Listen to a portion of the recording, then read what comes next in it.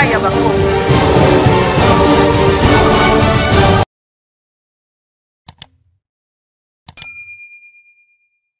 Bandeko balanda masolo apona ekolo mbote na bino babose ebele mpona kolanda masolo longa kozanga te bongo masolo na biso apona ekolo lelo eyawa na province ya Otuele mingi na cité minière ya Durba wapesika géant monene na masolo ya mine Kibali Gold Mine azo exploiter or ya solo tokobomba te société oyo essaie investir à peu près de 3 milliards de dollars américains na mboka na biso à travers la centrale hydroélectrique ya minene à travers l'exploitation il y a mine à ciel ouvert pe mine souterraine awa tozali bongo na moko ya baizina minene oyo ezoko exploiter or na mboka na biso lelo vraiment tongai to ya kolakisa bino esika masolo ya Kibali Gold Mine evandi ya solo bomesala komona biso na conférence de presse mingi na Kinshasa mais lelo toye na siège ya Kibali Gold Mine awa na mboka Durba esika oyo patron monene ya société na kombo Dr Marc Bristow akoya ko clôturer bongo fin ya ba activité ya Kibali Gold pour 2021 akoyebisa biso te mambo tambola ke simba kito investissement monene oyo Kibali azosala na RDC asa créer bela ba millionnaire na coin asa créer ba infrastructure ya lolenge na lolenge mais question na biso to linga to yeba population locale azozwa parnae to azozwa parnae te totambolaki na butu tomoni na mwa bandako ata bakaze mwinde kopela makambo elekanaka ndenge nini tokende ko visiter centrale hydroélectrique totambolaki TV eza radio te yambo DG Cyril Mutombo oazo kamba penza Kibali Gold aya koyanola biso mituna tokosepela tolakisa bino mwa muke ndenge tobandaki visite na biso ni bandeli kuna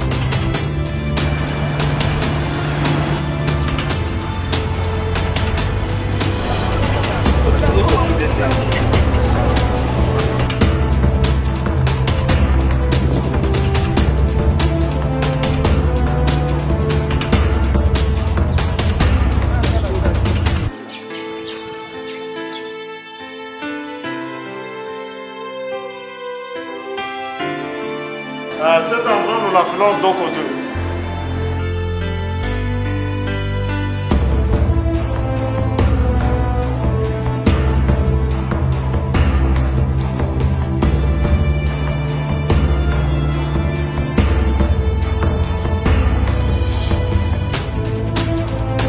2. DG Cyril Mutombo topesi mbote. Mbote Mama Sylvie. Lelo tozane sengo parce que kaka ndingi ulaka kibiso ou permettre à ce que équipe ya pona ekolo ekomawa na mboka Doko na cité ya Dourba, cité minière à Dourba na province à Haut-Ouélé ya solo botenir na promesse na bino ndenge kaka boloba ki ne bandeli keso nzamba sungi peut-être dernière conférence de presse ya Kibali Gold Mine, il y a Dr Marc Bristo Kolekana Awa na Mboka Doko pour tenir promesse, motivation au Pendeza Kinini. Mama Sylvie ndenge osololi promesse tolobaki ekozala malamu ba journaliste ya pona ekolo baya awa na Durba pona kisasa topesaka rapport tolobaka makambo o tosali esengela ki boya bino moko na terrain botala makambo otolobaki soki ezali ya solo makambo nini tosali pe bomo na réalité ya Durba po omoni distance Durba na Kisasa ça fait 2000 km.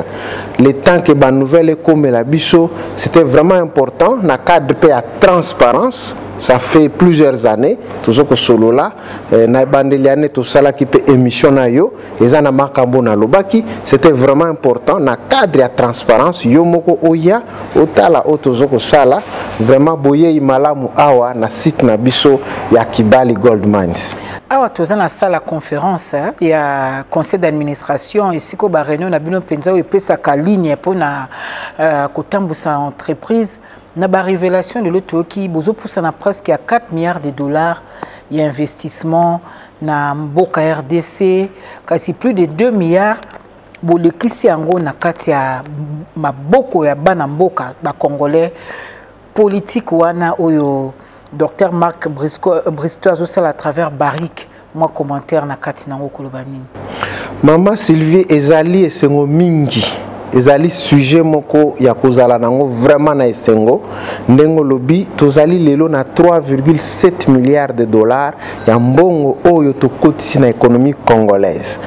Awa tozwami tozali na site d'exploitation ya Kibali Gold Mines olobi malamu tozali pe na salle ya conseil d'administration o epesaka vision ya société et pa yawa tovandi nde esika Dr Marc Bristo na biso équipe dirigeante na ye tovandaka tosali planning chaque 3 mois Covid ezala te à part année passée ndenge makamango ezalaki bloqué tozalaki na moya ko vajete tokutanaka epai yawa tosali programme tosali nanu évaluation trimestre oyo kuti koleka tosali lolenge nini trimestre oyo elandi tokosala pe lolenge nini et c'est dans cette salle pe na sika oyo nde ba décision nyonso wana ezwamaki et toutes ces décisions ndenge olobi bien impact na yango il faut ezala ressenti et un des impacts tozali na yango ezali sous-traitance locale na sepeli ndenge yo moko ye na kolakisa yo centrale hydroélectrique société na biso politique ezalaki nini na 2009 l'air tokomaki awa nazali moko na batu na yambo oto yaki na fin de l'année 2009 awa début 2010 to sololi na batu Mama Sylvie pa wapi tozali nyonso ezalaki te nous avons dû créer ce monde à zéro mitu ezalaki koleka 10 te lelo ozali plus de 20 000 Misala, il n'y avait pas plus de 100 travailleurs ici. Tozali koleka 5000 travailleurs. Société, au koki kokene na registre d'enregistrement, place ya enregistrement ya ba société. Ba société ozala qui enregistré na province oyo orientale, surtout na siko tozami, il n'y en avait pas plus de 10. Les lots na Afrique du Sud vanda mboka ba paya. Courage on ezwa ki ondi mako abandonner nyonso bité na yena ko taper na aventure en 2009 na coin perdu est-ce que zaki zamba banyoka babiloko ande na ndenge insécurité pe pai Mama ezali likambo na vision leader soka pesio vision alobi na yo tokei na zamba wana to bongola yango to komisa yango eloko mususu et Marc Bristow m'avait donné sa vision, a expliqué ngai et l'okoni ni alinga ki asala. Alors le but toko contribuer na ba paiement na ba taxe ya mboka. De deux, toko pesa misala na bana na mboka. Na ndenge mino ezwami 94% des travailleurs ya Kibali, ce sont des Congolais. De trois, alobi toko pesa misala na ba société locale congolaise. Alors, na moni vision wana comme Penazalaka Moutou, j'aimerais bien être associé à la transformation. Nayaki, Navandi, nous avons dû commencer à créer ce monde à zéro. Esika otozwami kokende awa okoma isiro balabala ezalakate kolongwa awa okende na ouest balabala ezalakate. Nous avons créé cette route balabala ezalaki awa, c'était 180 km et ezalaki kozwayo 3 mois pour okoka kokoma na esika wana, mais lelo balabala otosali ça te prend tout simplement 3 heures aussi kokoma. Alors vision wana Dr Marc Bristow a pesaki biso yango akaboli yango lobi na kosala ngonga mon côté.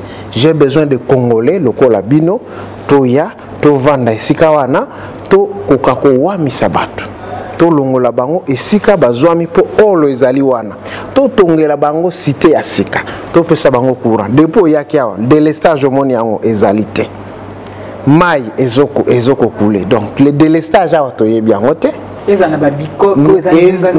ezali mama, donc totamboli tokei tomoni et c'était important pour na PCP merci na équipe na yo ndenge boyaki bomona yango puisque tous ces travaux to sali yango biso mon côté na ebandeliler to bandaki to bizwaki ba société étrangère ba société oyo bazoko tonga par exemple ba centrale hydroélectrique pe ko sala misala génie civil tozi ba congolais to kotisi to pesi bango condition moko Marc alobi bo la kisabango misala ba yekola po après quelques années bino bokei bango batikali to sali centrale na yambo na ba étranger ba congolais bazoko tala bazoko yekola to yoko sala centrale ya mibale ba congolais misala na bango e bakisami na centrale la misa tu Marc alobi na ba mindele merci mingi bozonge pa na bino tozui ba société congolaise bango de batongi centrale hydroélectrique ya Azambi ezali centrale na komemayo yomoko otala yango na misu en plus ya misala misuso yomoko otali vous allez apprécier pour na kota la transformation et ce sont tous ces investissements là qui font ndengo lobaki 2,1 milliards de dollars ya investissement pour na honorer ba facture ya ba sous-traitant congolais na ba entrepreneur otozoko sala na bango musala et c'est cette vision là de Tondima qui tolobi cette transformation là c'est la seule façon de contribuer pour devenir ya esika o ya RDC et comme esika msous. C'est comme ça que vous avez les lots plus de 5000 travailleurs bavandi awa na Durba, ils se sont construits de maisons yokutu na ndengo betelanga masolo oya na place où ça fait 15 ans mais le lot commis au moni changement autosali tout a été changé. Les lots, tozali na 2 ISP par exemple au Totongi awa. Totongi plus de 50 écoles na esika oyo. Au moni yango yomoko na miso. Tozo ko investir na ba examen d'état peut ko accompagner ba finalistes.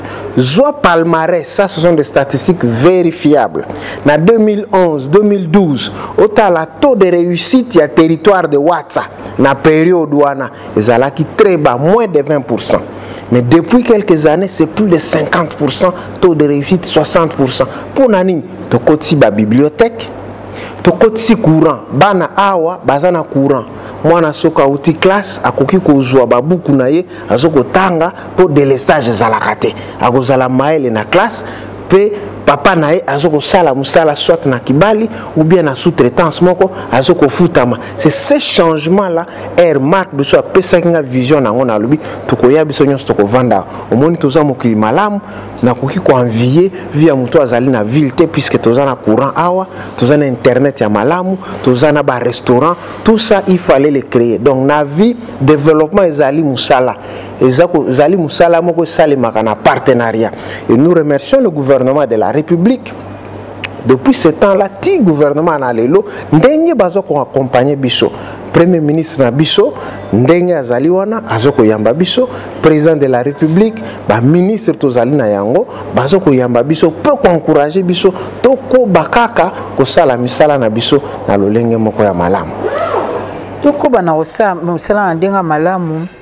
lelo on a félicité quand même parce que na solo li pe na ba jeune bazo travailler na bino mingi ba beteli so li solo bozwaka bango pe comme ba stagiaire ba uti na ba faculté ya géologie ya métallurgie lelo bobandi na bango ti ba mususu ba se confirmer ba zupe ba poste à responsabilité politique wana oyo kibali a développer pour bomba te bopé sa rapé ba bourse ya ko motiver babiloko lolenge wana et outaki wapi accent monene bozotia sur éducation non seulement ça formation pe ko tindika bano oyo bazana niveau assez pe ko yana bangoti ko komisa bango ko travail. Maman Sylvie awa tozali na conviction moko que jeunesse ezali avenir.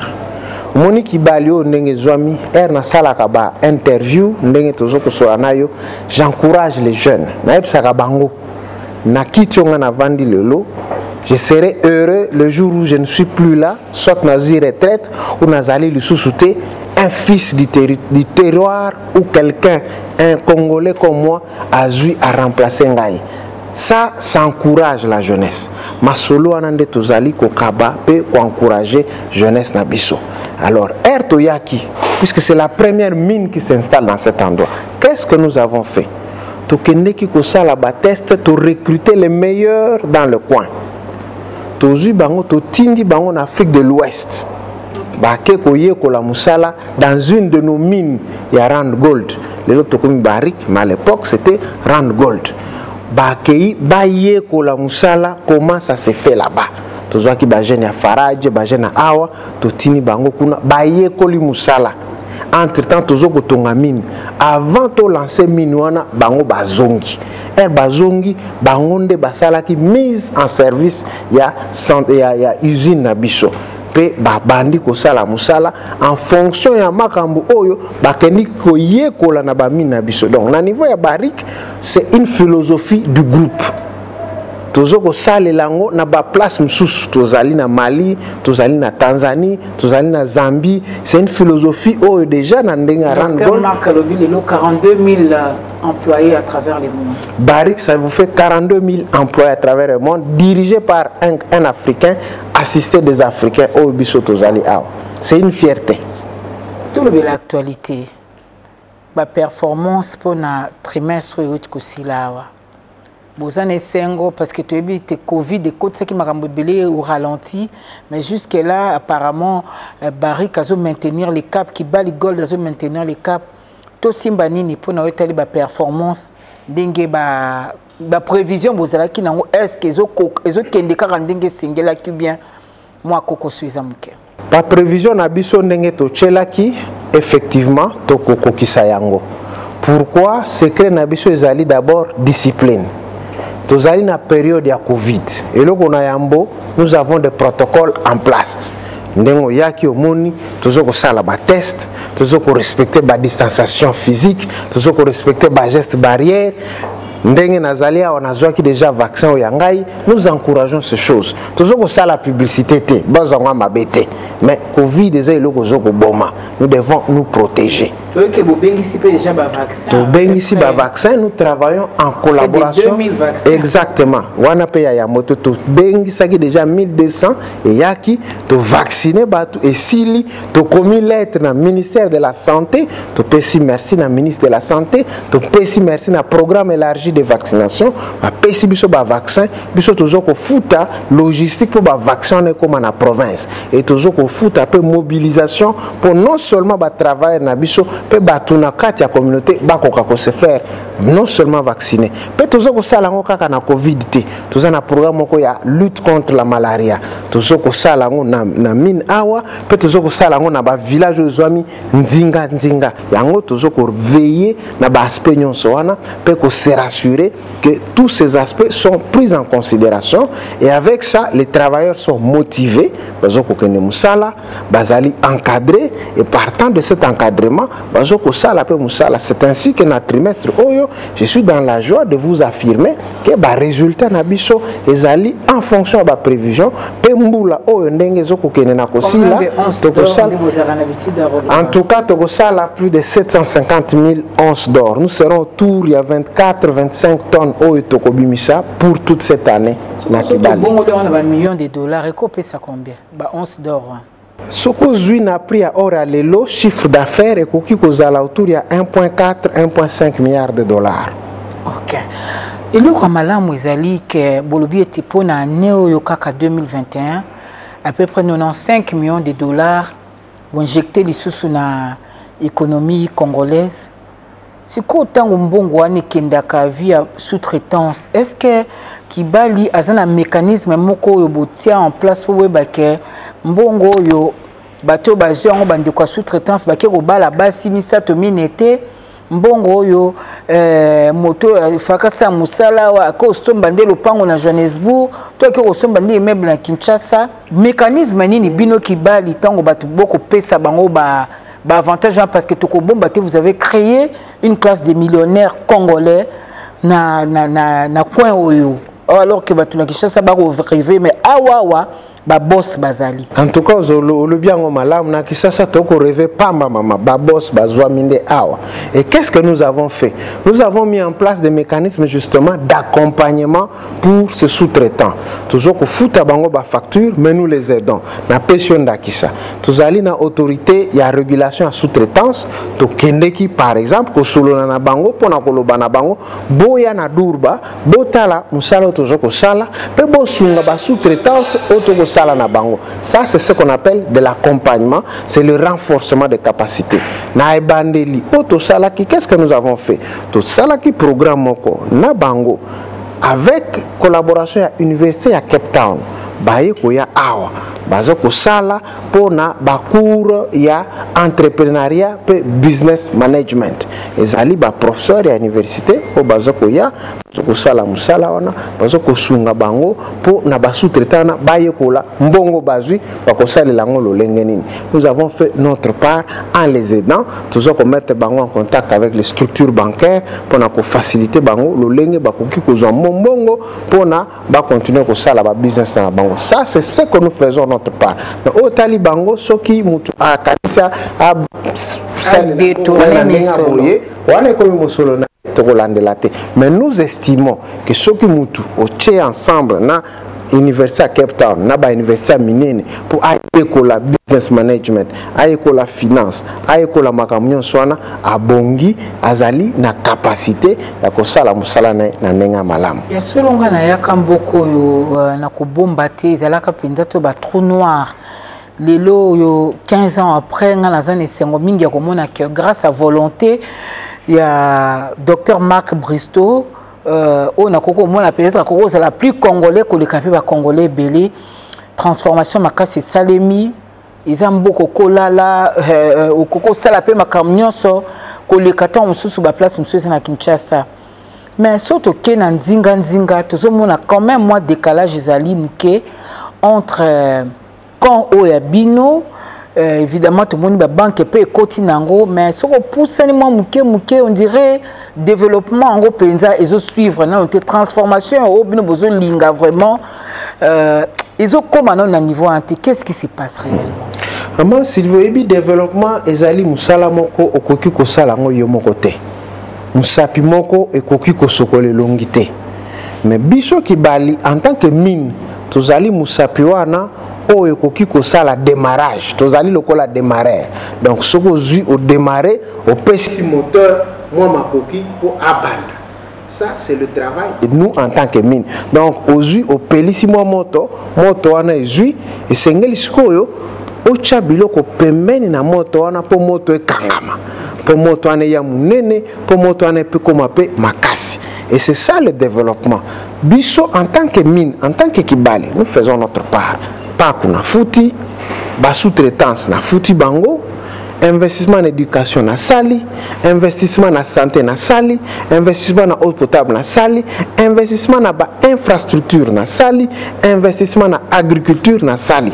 Mais qui sont les autres acteurs au Sengeli Bango Pebasala? C'est ça le travail qu'il faut faire. Mais pour ce qui est de ma part, c'est comme ça que nous invitons l'acteur Moussouswana, ils doivent y mettre aussi de la volonté. Le lenge, on a monté ma moko, autant que docteur Marc Bristow, Nengayaki, pe asale lokwana.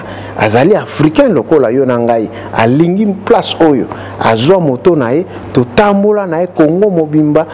Ti kobanda awa na aru tolongwaki na Mombasa tokoti aru ti na Mwanda partout on nos vies en partage azoko sala ba œuvre de charité on est ko laksa ke mutu na vision alingi na vision na esalema. Donc ça c'est notre contribution na développement et dans cette contribution biso toko sala ngo kaka pona lelote toko tala pe ba génération future ba centrale oyo to visitaki. Ce sont des centrales qui vont vivre des centaines d'années. Ceux qui mino ekangi ba centrale na ekozala kaka etikali ya bana mboka tozoko mona tozoko bétonner tozoko pranza pena béton awa na Durba kolonga awa ti na pont ya Kibali. Ça c'est notre contribution, un projet de 5 millions de dollars.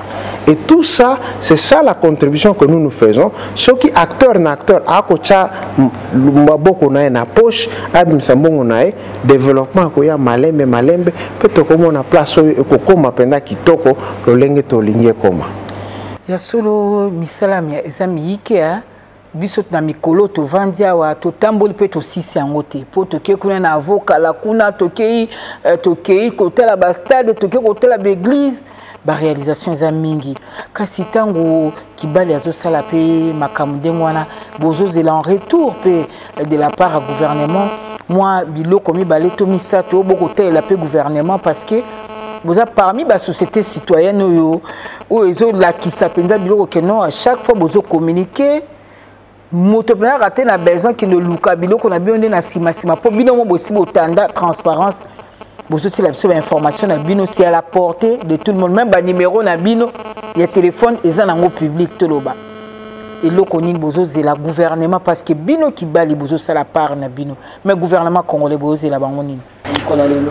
Na mokolo lelo mama toko senga na gouvernement et ko accompagner biso. Ça c'est d'abord la première des choses. Accompagnement na bango ezali d'abord sécurité.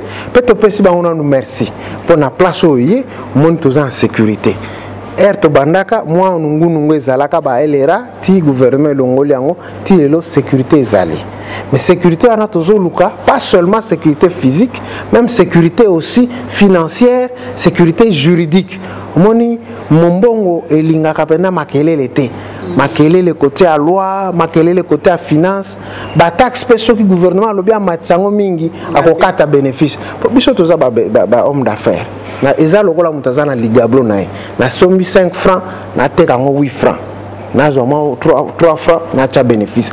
Nous sommes pareils. Bango na échelle muke biso na échelle munene. Biso peut-être que le bénéfice à muke mais ezali le même principe. Donc nous attendons justement que le gouvernement se rassure que bazali ko accompagner biso avec ce genre d'effort. Pas seulement na ndenge na loi mais na ndenge pe na ba problème tozali na yango na pension d'accès tozali na TVA par exemple ezali impayé ti lelo mais non mais tema solo déjà bandaki tozi ba assurance donc côté en tout cas promesse yaki déjà ministre lobby il faut attendre la non évaluation et bongo akozong sango na nzela et ça nous avons beaucoup apprécié à jouer fort à ça l'évaluation nae d'ici peu en tout cas ba biloko nyonso wana akoloba soit akofutango na mbongo ou bien na ndenga compensation wana c'est lui l'autorité à décider. Même na Katanga tolbi photokota Katanga dans son ancien libaya partout maman. Biso toza bari 42 000 travailleurs, un chiffre d'affaires de plus de 35 géant au baza kuna basi ba vandi ba lobi ezana moko kutu mine na ese ba projeter 50 ans bino bozo bundana bo négocier na no ba likambo zali te maman to chape libaya tout ça to chape o ya biso libaya tozali barik to sala pe musala ba pesa biso ka chance tozo ko banga motute to ko kende bo banga motute mais mikolo lelki Dr Marc Bristow na kanisa na conférence na 42e abetaki c'était na makambo ezaki ya ba chinois ndinge ba ko exploiter de manière illégale or nzinga ya banani oyo ya bamboko escabino bo sela misala. Est-ce que vous avez likambo na solution to occuper le même ba journalistes locaux ba lobeli likambo ango ezali solo problème maman puisque c'est ça le problème. Viso philosophie na biso tozali ko encourager pour ba zone d'exploitation artisanale à la créer et profiter na bana mboka. Pourquoi? Puisque bana mboka bazoko se plaindre que kibala zoko sala zu espace nyonso. Non. Biso tozo espace ezali espace industriel. Il faut ba zone d'exploitation artisanale à la créer pour bana mboka ba kende ba sala na bisika wana bazwa pe na bango musala. Mais soki to kamati to pesi ba chinois bana mboka bako sala nini? Donc nous défendons justement que la zone d'exploitation artisanale wana epesama na bana mboka pona ko kendisa biloko wana liboso. Le survie à mine, le Bozo estimait que en 2040 beaucoup continuer à exploiter mine au Kibali. Beaucoup mina calcul tina bamboula landine parce que tantôt tu au 2023, ermoto au 2032, mais si ko en 2040 et là on y est sali pona et puis c'est une assurance on a que 2040 mine continuer à produire or. Ba géologue na biso bazali ba chercheur basalaka recherche exploration ba sondage en utilisant ba technologie asika pour vérifier potentiel ezali na se ya mabele. Alors chaque année l'air to timoli bango bako sala ba luka ba remplacer yango. Alors ba kendaka ko sala yango chaque année alors na quantité oro tozali na yango en fonction ba recherche o bango bako sala ezoko pesa biso planification que toko koma ti 2040 pe tozali na permis me amunene ezape na ba espace to sali na no recherche te toko continuer ko sala recherche wana pe to bakisa ngai ndenge na zabo soki na lobi na tika na kibali ti na ko zo retraite toko sisa oro te bande ko bako ya sima na ngai bako continuer bango peut-être pe bako sisa ngote. Donc nzamba chabilo na mabele ana to yibi yango te yango ba recherche il faut to investir pour na ko somba ba technologie asika pour na ko sala recherche pe makoyeba or nini ezali na kati ya mabele. Ndana zai flatter na usine na bino to moni technologie moko ya makasi ya tozomona pe place mususu ezana centrale ezana usine iska nani makamba or penzezo salima ozomona que ezana place mususu kwa to baba robot boza vraiment la besoin personnel mingi te mais à partir ya ba machine bango moko yango moko ezolanda ezosala mo makambo différence nini au technologie no boza nango lelo na ba société minière au bagosela non mais bino vous êtes déjà en avance. Kibali Mama Sylvie ezali la mine la plus automatisée d'Afrique na ba mine d'or. Tozali na technologie moko très avancée. Aujourd'hui machine na yo ordinateur awa sikanetu auto vandi la mine kuna ezali en connexion na ba camion ezana sa mabele. À partir de l'ordinateur na yo programme moko ezali installé ozoko kumba mutuka à partir de awa okoki ko kumba mibale auto koti technologie okokumba même misatu yo mutu moko et qui est chargé. Alors que ce que tu as 3 chauffeurs, il faut place one il faut 3 chauffeurs, mais technologie moko kaka ils ont là 3 camions. Donc ça avance. La stratégie Marc Bristow. Et ça la stratégie Marc Bristow. Pèse avantage puisque ba misala wana tomoni ba maman bazali vraiment très à l'aise na misala wana. Pe bazoko sala ngo malamu koleka même bana mibali. C'est ça la technologie au biso to chaki awa pour permettre justement que musala kene liboso pèse ali likamba sécurité. Moni ba mine zaka ba éboulement, ba risque alors ezala kana ba place mususu malamu chaka machine ocha technologie éboulement soke salemi machine ezali machine mutu azali wana te akokufa pete ezali machine. Ça c'est aussi un des avantages de la technologie wana. Donc non seulement musala kene mbangu mais aussi c'est pour la sécurité ya batu et puis ezako avantager pe ba mama. Ça ce sont 3 grands avantages qui font que tokende ki pona choix wana.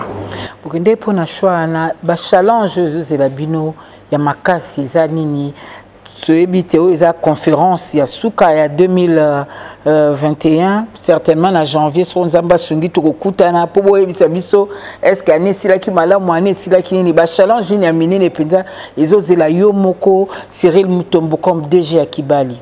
Moko na makambu photo ça les ali cahier de charge na ba communauté sengeli to sil sa ba discussion to silisa to yokana na cahier de charge investissement to ko sala na bango pe to signer yango to zo ko sala makase salema avant le 31 décembre wana ezali moko na ba défi.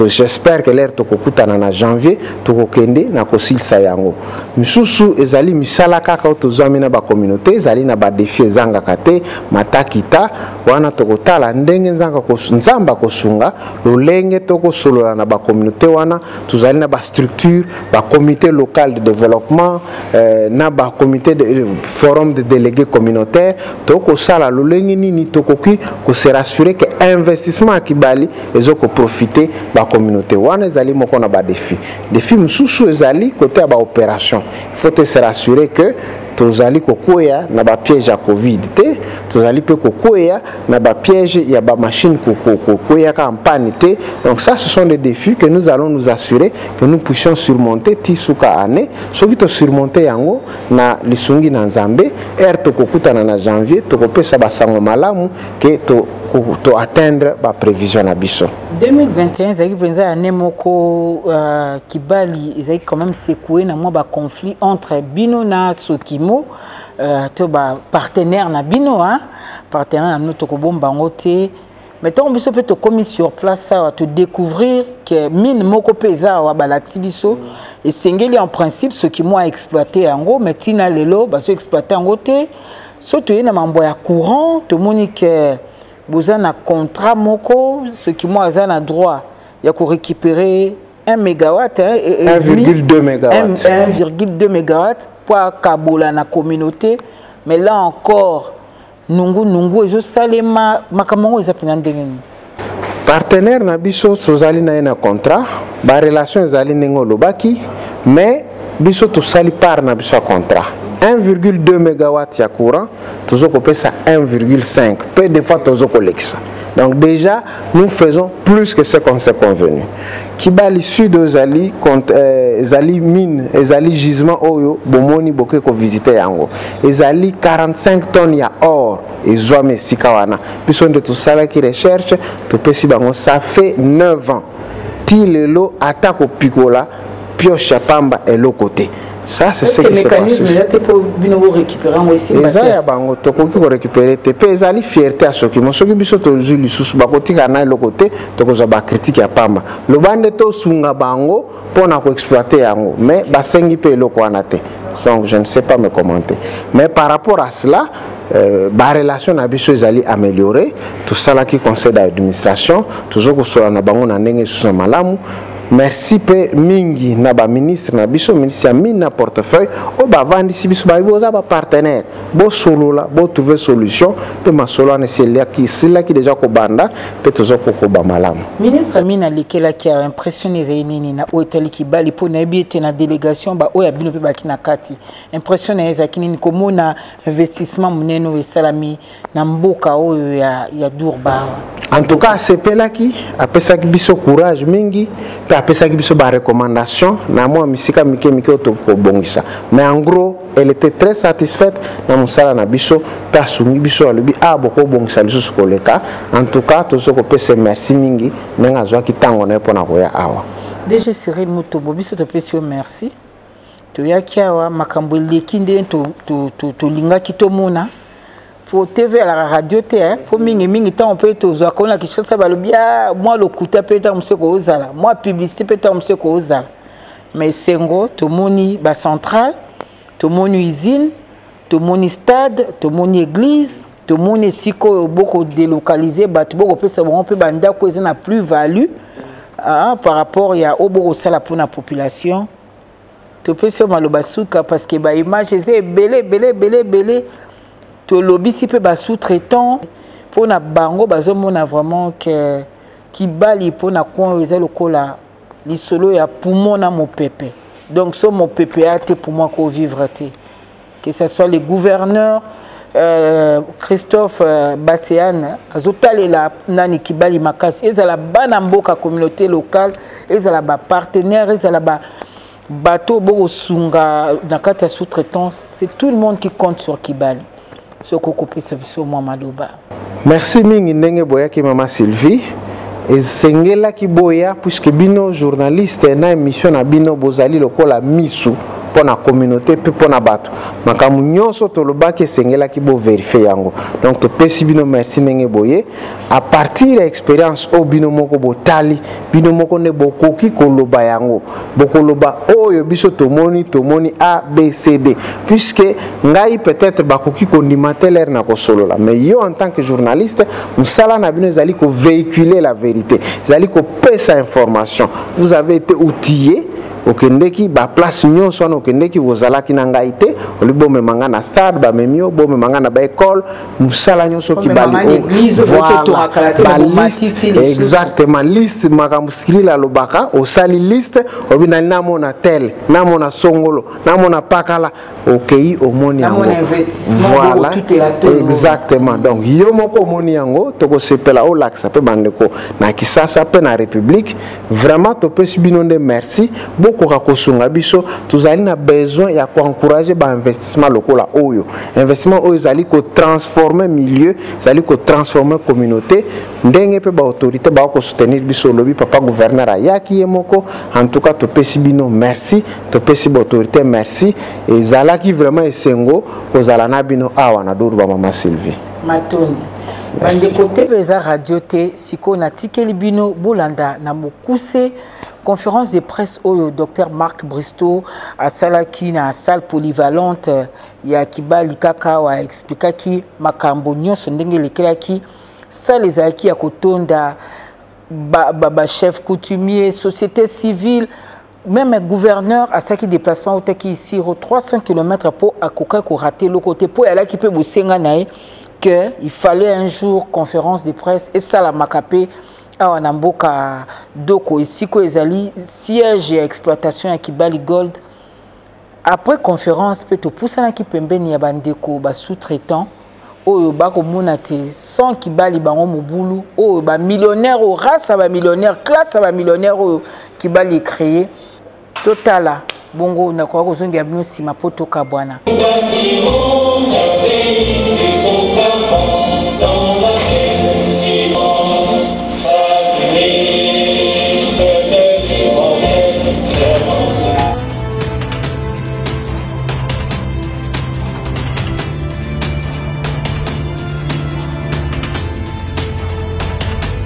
Of DRC, we also have the skills to show Katanga how to mine. So we are now committed by community leadership and the provincial government, and most importantly, those press corps that have travelled all this way to be with us here today.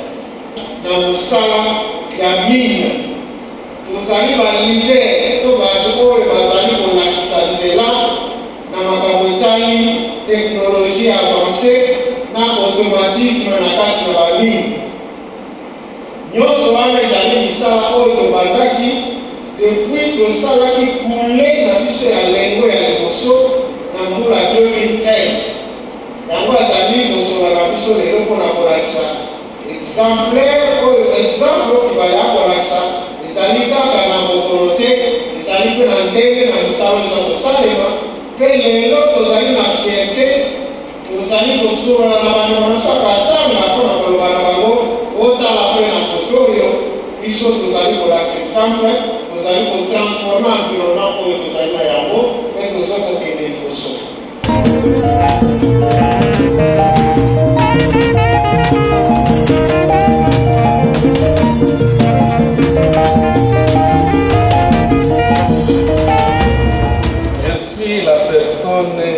La plus contente. Tout ce que je vous exprime ici me vient du cœur. Et je ressens cette joie-là. Et ce que j'avais demandé à Memeling, j'avais même conditionné ma participation à une des conférences pareilles parce que je voulais que ça se tienne en province. Je viens de gagner cela, c'est un pari gagné, ce qui est très important, ce qui m'honore. Donc je ne serai pas, n'est-ce pas, étonné que je voie demain sortir parmi les sous-traitants d'autres marques bistrot, d'autres vilaines. Pourquoi pas Cyril? Pourquoi pas Papa Mbouloulou? Pourquoi pas toute autre personne? Ce n'est pas un travail d'une seule personne où l'on dirait que c'est Marc Bistrot. Marc Bistrot sans Vilaine, Vilaine sans Cyril, Cyril sans Mbouloulou, Mbouloulou sans Vital, Vital sans tel, ça ne marchera pas. Donc c'est un travail où nous devons nous mettre ensemble et accepter que chacun joue son rôle de façon que ça donne le résultat qu'aujourd'hui nous sommes en train de nous apprendre.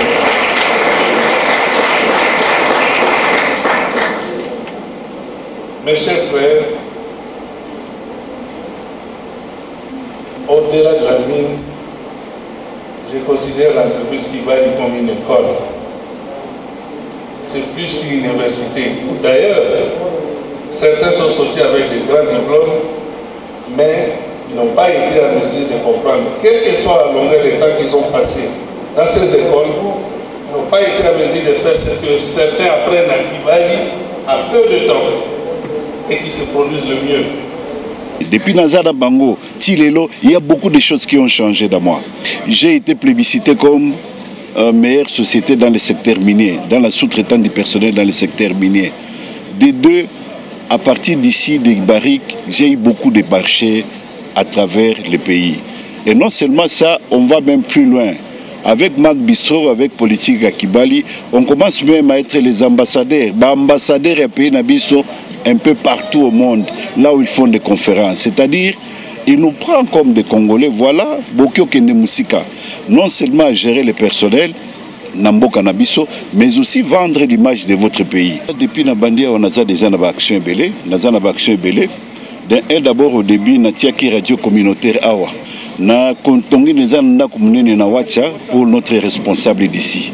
De deux, tous un bureau oyo en dehors ya Kibali, on s'est dit que Tokyo tia bureau mususu na communauté, tous à la penza bana mboka. Naza na maison de passage, il y a tous mes agents. Non seulement ça, na ici kotonga centre de formation. Je crois que d'ici l'année prochaine, nous allons mettre toutes les dispositions pour la formation. J'ai une grande parcelle ici, une grande maison. Nous avons un centre de santé. Centre de santé, surtout pour l'imagerie. À quelques 1 kilomètre d'ici, nous avons un projet à menuiserie. Vous savez, ici, dans la contrée Oyo, Babois et Zaébélé. Alors, on est en train de voir comment transformer Tato ça la menuiserie. Ce qui veut dire que j'ai beaucoup investi ici. Je suis déjà comme un enfant d'ici. Du départ, l'objectif, j'enviais toujours d'être un entrepreneur. Alors, je ne pouvais pas devenir tel que je suis aujourd'hui sans rentrer dans les plats de Kibali. C'est ici que, quand nous avons créé IOB en 2012, juste quelques mois après, Kibali et Memi Bisso et Bandiko Koche Bisso, comment nous pouvons construire des routes, comment est-ce que nous pouvons construire des maisons. Il y a qu'on délocaliser Batou au Bazaki, à côté usine, il fallait collecter ça à Kokizan. Comment est-ce que nous pouvons améliorer la qualité des briques qui faisaient déjà un sérieux problème à l'époque avec la population. Et toutes ces formations nous ont amenés jusqu'à 2017 pour connaître beaucoup de choses dans les domaines de construction. Et l'Ioloba, dans le domaine de la construction, Tozala qui est présent. Il y a la route, dans le domaine, il y a la briqueterie Toza qui est présent, parce que ce n'était pas une brique normale, et c'est sauf effectivement les briques hydraformes, des nouvelles technologies sud-africaines, pour construire assez de maisons dans une période courte. C'est ça ce qui va la VMR. Et ça dit que tu travailles à GPS jusqu'à ce que le dernier barrage, qui va décider que non, il faut que ça soit local. Parmi les sous-traitants locaux, bien sûr, avec tous les séries qu'on a fait, les expériences pendant 10 ans, Kibali a contribué. C'est à Pluton et Kopé Sabisson. De Totongi Barrage Wana, c'était vraiment une fierté et quelque chose qui m'a beaucoup marqué. D'abord, Tokoye Bate Keno Tokoye Kosil Sakotonga barrage, puisque le sous-traitant mi balé, moi sous-traitant société anglaise, GPS Group 5 je crois, lorsqu'il va Sil Sakotonga barrage na Bango Beshuaki, barrage je crois est Petaki. Même chose MNT. Un mois avant l'inauguration, barrage na Bango et Petaki. Alors Bando Bangi Sanga. Non, après je ferai le contraire. En fait, on a fini dans les délais avec un budget inférieur par rapport à ce qui était prévu dans la playa Kibali. Et puis barrage Angolelo et qualité Nango. Et ça dit que notre barrage était le plus meilleur parmi les deux autres sociétés Batongaki avant Bisso. Kibala Kutanga Awa, Nazalaka au Paer, Nazalaka Misala Mususu, mais à partir de la formation, tu vas dans la Kibali ne bandeli, muke. Tu as une entreprise qui na, tu as une vraie informel quoi. Mais le lot na aide à Kibali et d'Abisso. To format to kenda na formel disons donc to format ba entreprise na biso et mingi na banda na communauté amno sa na communauté tant ki bali kota awa ki bala pesa bango opportunité ya buka mabanga ozomona ngona sa bengo aggregate mabanga mike alors ki bala pesa ngo opportunité ko gérer bango après nazo ba moyen na ba partie ya moyen wana soma ba camion moi machine muke l'opportunité balé yaki ezaki ya transport pour tout ton nango ba matériel transport pour tout ton la ba village bazaki nzinga ya partie qui effectuer un projet na sunga ki na transport ya ba matériel ainsi de suite yango pesinga moi moyen muke ki bala matinga de susu ameminga na transport ya ba minerai transport ya minerai zali sika mabanga marana na libulu pour mango na usine. Maman Malewa Kibali nde pesa kibiso ba maman tozalaki ba maman tozalaki ko sala musana biso libanda ya restaurant tant Kibali bandaki musala awa et pesa kibiso ngoluana pour to bandolambela ba travers loko na kati musala to bandi yango depuis 2011 kino le 2021 donc elingi ko loba to sali na Kibali pendant 10 ans. Kibali memeli biso évolution parce que libanda na restaurant to roki ko teka to roki ko teka te mais lelo on est au moins rassuré na chaque mois au lambi biloko na yo okoki malgré les difficultés, ils ont un parcours, ils ont la vie, ils ont la moussala, ils ont des difficultés, merci parce que Kibali Baxel biso epa, les autres autant que ça va biso na moussala ou Kibali pesa kibiso. Bino moko simbia motuya Kibali Gold Mine Barrick, une société véritablement citoyenne au Baye Baka na cadre de redevabilité chaque 4 mois bon mon messano babenga ka ba journaliste pour ba rendre biso ba compte ndengene misana bango sur le terrain pembalo su ba biseki biso ti pour na 3 mois ut ko likao masolo le kinango malamu to pesa ni na bango rendez-vous na janvier mais Kibali à la différence de la société Mususu Kibali a kanga porte na été pour l'information Kibali a tika makambonene so polele pour te moutin so nga s'intéresser na o Italie domaine au bango bako sela exploitation à or ya solo mine o ya Kibali durée de vie nango na mokola lelo ezati na 2040 bazo continuer ko sala ba recherche baza pe wana ouvert disposé ya ko kendeli sou mosika baza pe ko diversifier basi ba koti masolo ya bilanga bazo bandango malembe ya agriculture makambo ya nzete ambila ya ko boko la bibwele ba porcherie poulailler biloko belé Kibali azo sala Kibali a pesi sourire na communauté locale avec Kibali mambo ezo bouger awa biso to ko senga ka ba société minière o pe musu bazali na mboka na biso tombo ebite boyo sala malamu ils ont un principe moi le barana le poto bien faire les faire savoir Kibali azo sané malamu yango abomba kate de temps en temps chaque 4 mois biso tozana bango en partenariat toyaka kozaba information pona bino pona koyeba ndenge nini mboka na biso ezotambwisama mboka etambwisama kana politique te mboka ko se développer na ba initiative ya boye ba créer ba patron pour ba créer ba misala ba memi pe tombwana ba memi pe mbongwana ba kotonga ba hôtel ba kotonga ba centre de formation ba kotonga biloko ndenge na ndenge kaka pona Congo et kende liboso yo muto vana Kinshasa zo mais la distraction kibala azotonga kibala lembite kibala za ba projet mingi. Merci na mama tina wazalaka tinanga kawazaka porte na biso pona kokota kibali gold. Merci na DG Cyril Mutombo ndenge bandima kipenza komema biso presque pendant une semaine 17 journalistes.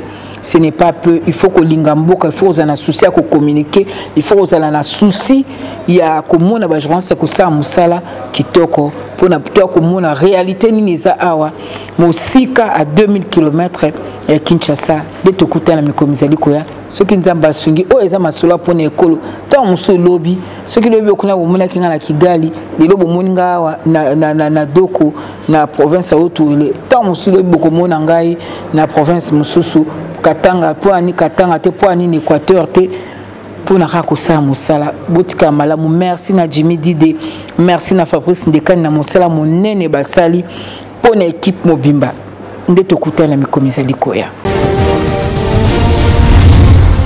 Congo Avenir, Mboka ya Bakongo.